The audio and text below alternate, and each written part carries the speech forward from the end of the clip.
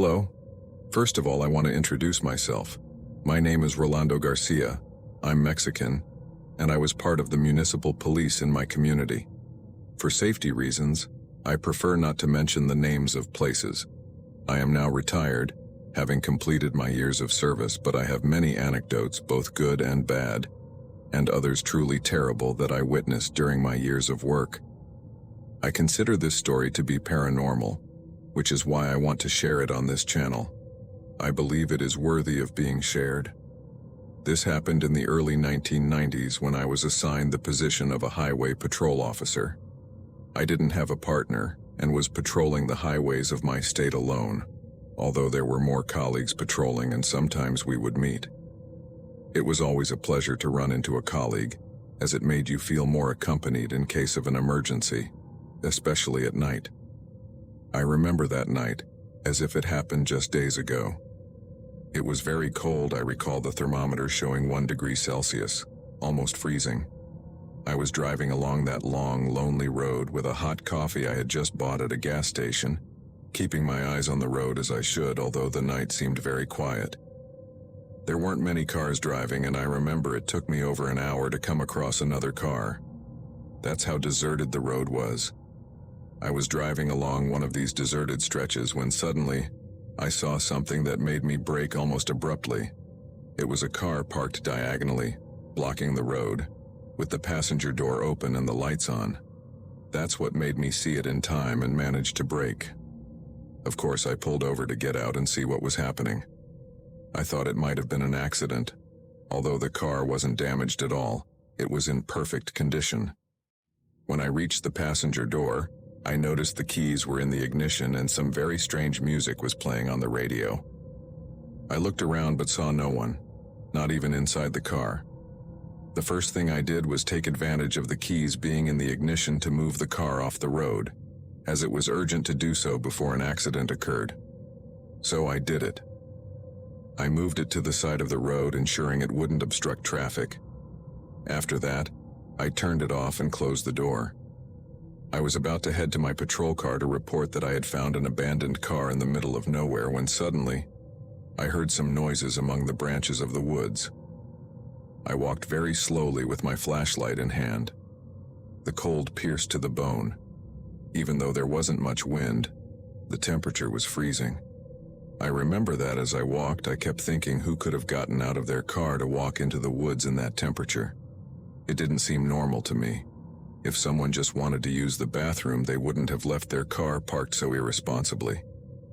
I knew something was wrong, so I was on alert, moving very cautiously. I followed the sound of those noises that grew closer. I entered through the branches when suddenly, I saw something I will never forget, something that still haunts my memory.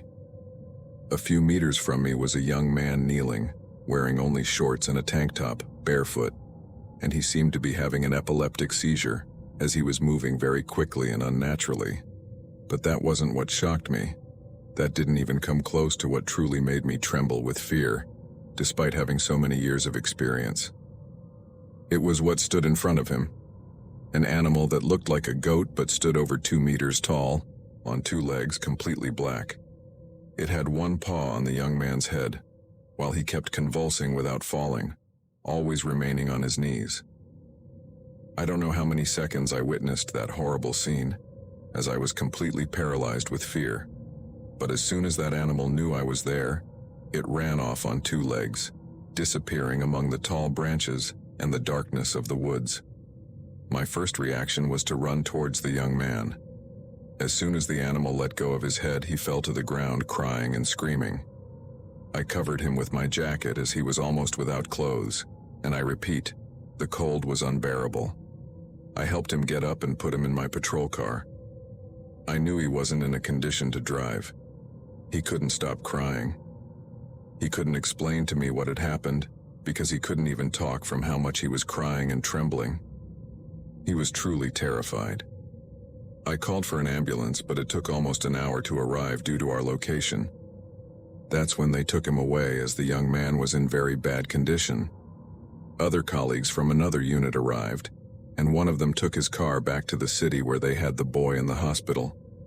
When I arrived to question him, the young man was too scared to talk, only saying it was all his fault, repeating it over and over. When I finally got him to talk, what he told me chilled my blood. I live alone with my mother, but she has a terminal illness, so I thought of making a pact with the devil to cure her because she's all I have. But everything went wrong. I started seeing horrible things in my house. It's been more than a month since the first manifestation. They're haunting me. And tonight, while I was sleeping, something took control of my body. I couldn't stop. I got in my car and drove to the place where you found me, but it wasn't me driving. I couldn't control my actions, I just couldn't. I entered those woods where that thing I see in my dreams since I made the pact came out of the darkness, and I don't know what it was doing to me. I don't remember anything. I just know you saved my life, but I know it won't rest until it gets my soul. If it wasn't tonight, it could be any other time. The young man told me with tears in his eyes and a trembling voice. I really didn't want to judge him, but I couldn't believe him. Although I had seen that animal with my own eyes, the way it held his head and the horrible eyes with which it looked at him. But as a police officer, it was impossible for me to believe the young man's story. I had him tested to see if he had consumed any substances or alcohol, but he came out completely clean. We confirmed his mother's story, who indeed had a terminal illness and was bedridden, but we still didn't know what to do with the young man as he was a danger to release. Even though it wasn't my job anymore, my curiosity about what the young man had told me got the better of me, and I followed his case closely. I found out that he also didn't suffer from any mental illness. The young man came out healthy in all the tests done to him, so they couldn't hold him any longer, and they let him go, only taking away his driver's license. I never knew what happened to him, whether he's still alive or if he's okay. But without a doubt, it's one of the most disturbing cases I had to handle. The most unforgettable, I'd say, because there's no logical or scientific explanation for what happened. There never was. Thank you for taking the time to listen to my story. Have an excellent night.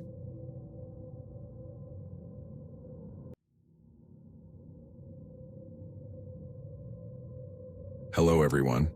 This evening I want to tell you about a very personal that happened to me while I was working as a police officer in the United States.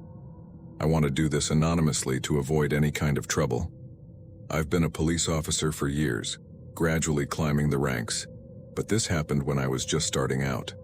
One early morning, I was patrolling a somewhat dangerous area. There were a lot of gang members back then, so there were several police officers stationed at different points in that district, as disputes were always breaking out there. I remember stopping behind a car that looked very old and neglected. Suddenly, I saw a child peering out of the rear window, looking like he was being hit several times, as if asking for help. At that moment, the light turned green and the car drove off. I followed it, turning on my lights and asking it to stop, but the driver accelerated onto the highway. Despite the car's old appearance, it had an impressive speed. I called for backup from another patrol car nearby. I followed it all along the highway, overtaking cars and endangering other motorists on that road until the car exited. At a corner, the other patrol car managed to cut it off. The man stopped and tried to run, but my colleague from the other patrol caught him and pinned him to the ground to handcuff him. I ran to the car because I wanted to see if the little boy asking for help was okay. But when I got to the car, there was no one there. Not in the front, nor in the back seats, which left me quite confused. I went to where the handcuffed man was and asked him where the boy was. He asked me what boy I was talking about, claiming he wasn't with any child. Angrily, I demanded he tell me the truth because I had clearly seen a boy in the back seat asking for help with his little hands. But the man kept saying he wasn't with any child. Then I took the keys from him and opened the trunk. There, I found a small baby girl, unconscious from lack of oxygen, but there was no one else with her. We called an ambulance to assist the little girl, and we arrested the man who, after hours of interrogation, confessed that he had kidnapped the baby and her older brother in a park. The boy had tried to escape from his house, but the man had killed him and buried his body in his yard. He turned out to be a real monster who is still serving a life sentence. But we couldn't do anything for the little boy. When I saw his photo at the trial, I knew it was him. He was the one I saw banging on the car window. I knew it was him because his image never left my mind. He just wanted to help his little sister. He saved her. I know it's hard to believe. It's been the most shocking and intense case I've experienced in all my years as a police officer. It's something I will never get over because I feel we failed that little boy, who was a hero for his little sister even after he passed away.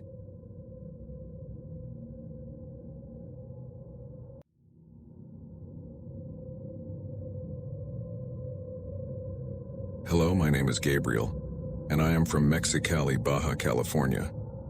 A few years ago, I was a police officer in that city. I retired for personal reasons, or rather, without going into details, I no longer wanted to be part of that corporation. However, during my time there, I experienced many things I wish I could erase from my mind. Some of them I can't talk about, but this particular event was something that undoubtedly marked me. Back then, I patrolled with 2 other colleagues. They were good people with other members of the police, but they lacked a lot of empathy towards the public. One night, we received orders to go to a residence because a lady had called about a message she had received from her missing son. That's all we were told. When we arrived at the address, we realized it was a humble home. And outside, the lady, about 50 years old, was already waiting for us. We got out of the unit and she approached us very agitated. I tried to calm her down so she could tell us what had happened because we hadn't been given the exact details of the situation. She told us that her son had been missing for over a week, that she had already filed a report, but she had just received a call from her son's phone. She heard his voice saying, "Goodbye, Mom," and then the call ended without another word. When she tried to call back, there was no answer. She swore it was his voice and was certain about it. What she wanted was for us to help track her son's phone to find him. My colleagues told her that we couldn't do that she had to go to the prosecutor's office to get help tracking the phone. But I couldn't hold back and asked for her cell phone because I felt so sorry seeing her in that desperate state. When I took her phone, I saw that she had an app where you could see the location of your loved ones. I asked if she knew she had this app on her phone, and she replied that she didn't. Her son had downloaded several things on her phone, but she didn't understand them. So I opened the app and guess what? Her son had shared his location with her the entire time. He had also shared her phone's location with himself but never told her or explained how to use the app. She didn't even know she had it. I showed the phone to my colleagues who, upon seeing the location of the son's phone, signaled to let it go as they wanted to leave, reiterating to the lady that she had to go to the prosecutor's office. But I gathered my courage and told the lady what was happening. I confessed that the app showed exactly where her son's phone had last been located. She broke down in tears and begged us to take her there, almost kneeling before us. It was something very difficult to witness for someone who still has blood running through their veins. After a debate with my colleagues, I convinced them to take her, with the condition that if we saw anything strange like criminal group activity, we would return immediately because the location was in the middle of nowhere, in a field outside the city. She agreed and got into the truck with us. We drove to that remote place very nervous because we didn't know what we would find. I was afraid for our safety and that of the lady, but she was hopeful of finding her son alive. After a long drive through the field, we reached the exact spot where the young man's phone had last been located. Just a few steps away was his lifeless body. The lady ran and took him in her arms, crying out in a heartbreaking manner. Something didn't add up. The young man had been dead for at least 2 days, judging by the state we found him in, which didn't match what the lady said about him calling her that same night. We reported the finding and the proper authorities arrived to handle the body's removal.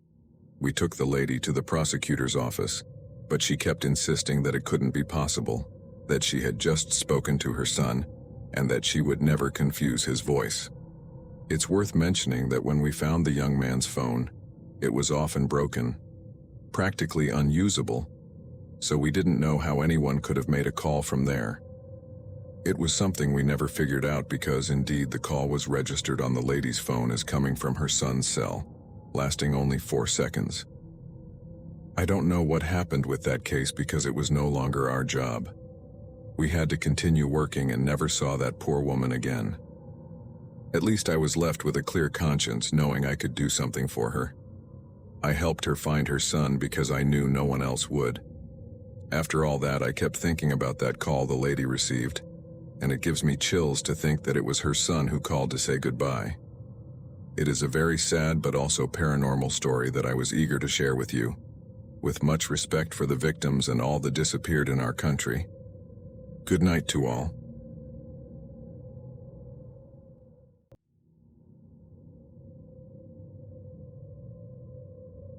Good evening, community.